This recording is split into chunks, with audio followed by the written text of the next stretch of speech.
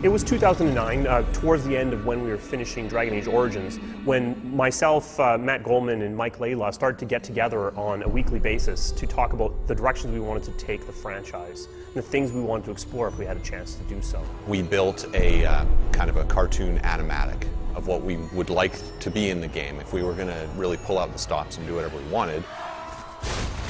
It's actually very much like the beginning of the game. There's a conversation wheel, there's a dragon airstrike, you're a cool, badass warrior with spiky armor chopping Murlocs in half by the millions.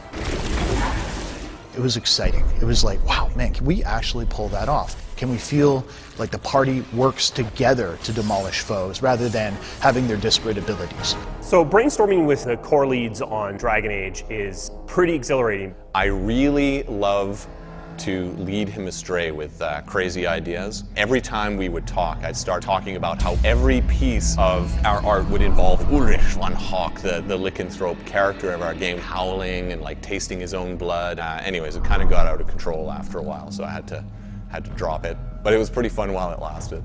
You know, the final beautiful touch of it was when we said, what if we could tell a story that was more personal? And that's where the idea of Hawk, the champion of Kirkwall, and that rise to power over a decade of history came out. Where Origins really shone by having this huge epilogue that had thousands of variations based on the choices you've made. Instead, we've moved that into the gameplay. People you've interacted with at the beginning of the game are going to have their kind of situations profoundly affected by their interaction with Hawk, your character.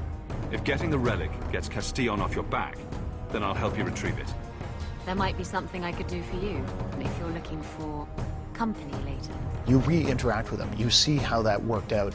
So we believe it may be our most reactive game to date.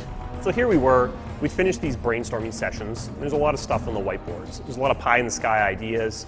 And then Dragon Age Origins came out, and it beat all of our expectations. Perfect scores, the VGA awards. We also had a bunch of meta reviews, comments coming in about Origins, and what really resonated for me was this resounding theme that Origins was an amazing story-based classical RPG, but that there were elements of it that seemed to be dragging. If you're telling a dark fantasy, you don't want combat to feel like you're playing a chess game with a friend. So that seemed to be the reviews. No one was really panning the game to me. It let you have this cool tactical experience, and obviously the story was intense, well loved. But the question for me was, is there any way that we could just take the RPG concepts, the very core tenets of it, and move it forward into a newer feel, something that would work as well on the consoles as it did on PC? We've really stuck to our vision. We've kept what was good about Origins and shaved off the edges and made something really unique. Matt wanted much more composed imagery, places that played up the character. I wanted combat that felt like it wasn't silently rolling dice behind the scenes, that felt like when I was pushing a button it was responding and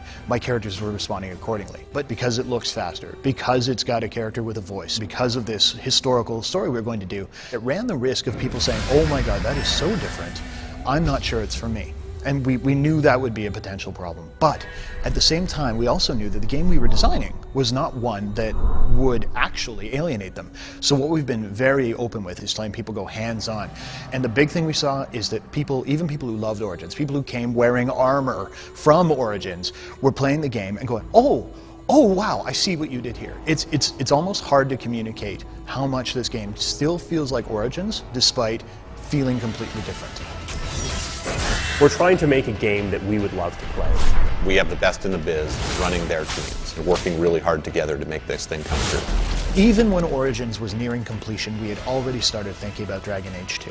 We'd already begun sharpening that axe. So the moment they took the blinders off and said, okay, go, we knew exactly what we were making, we knew the exact vision we were trying to bring to the player.